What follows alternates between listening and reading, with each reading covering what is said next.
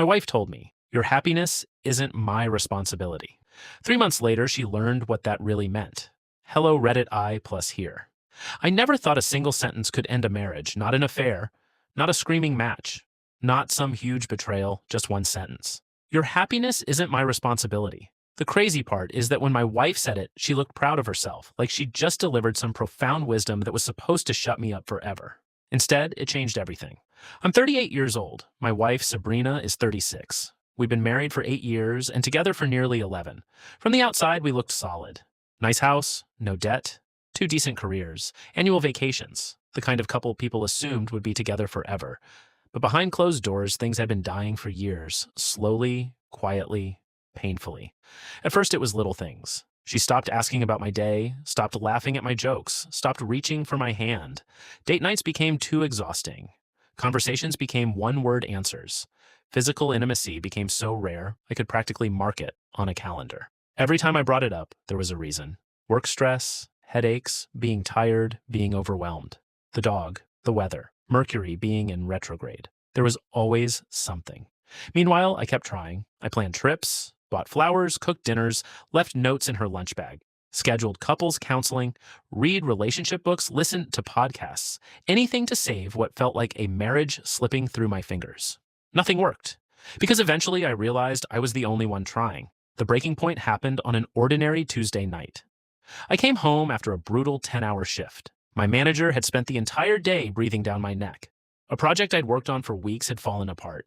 I was mentally exhausted. All I wanted was to sit with my wife and feel like I wasn't carrying the world by myself. Instead, I found her sprawled across the living room sofa, scrolling through videos on her phone. I sat beside her, asked how her day went. She barely looked up. I told her about work. She nodded without listening. I suggested we order takeout and watch a movie together. She sighed dramatically. That's when something inside me cracked. I asked her the question I'd been avoiding for months. Do you even enjoy spending time with me anymore? Her eyes finally left the screen, not because she cared, because she was annoyed. What is it now? She asked.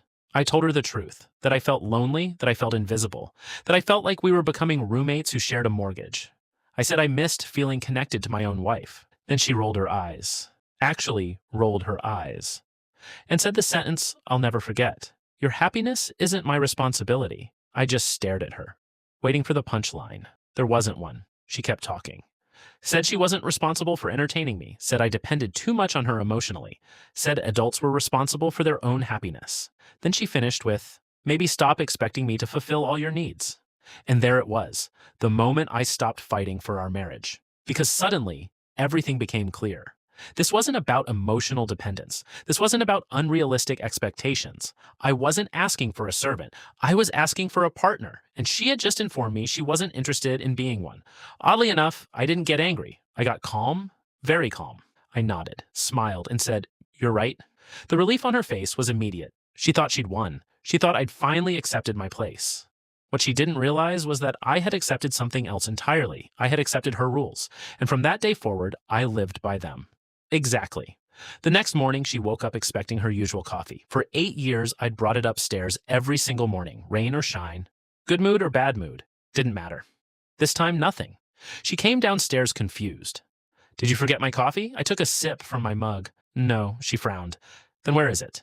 I shrugged. "Your caffeine isn't my responsibility." The look on her face was priceless. She laughed.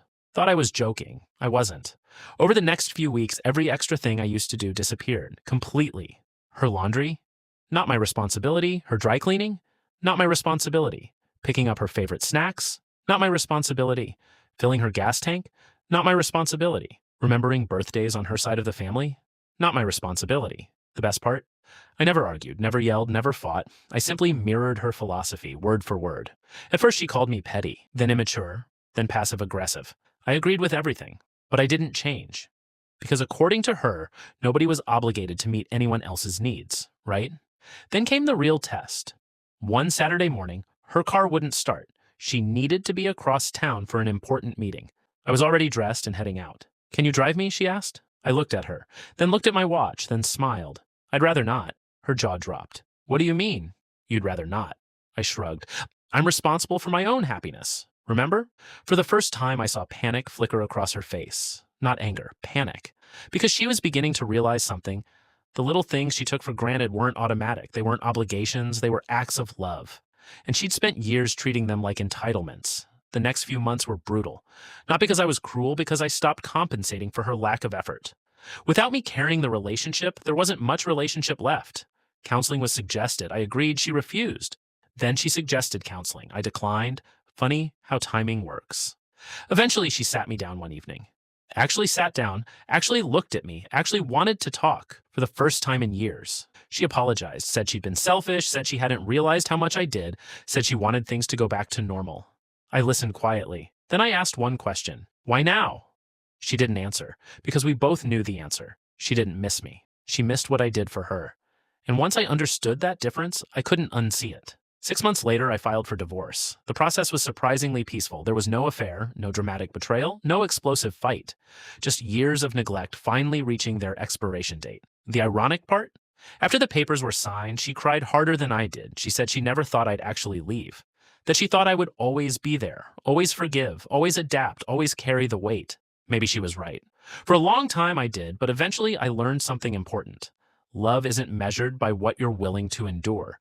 It's measured by what both people are willing to contribute. And the moment one person decides they deserve everything while offering nothing, the relationship is already over. They just haven't received the paperwork yet.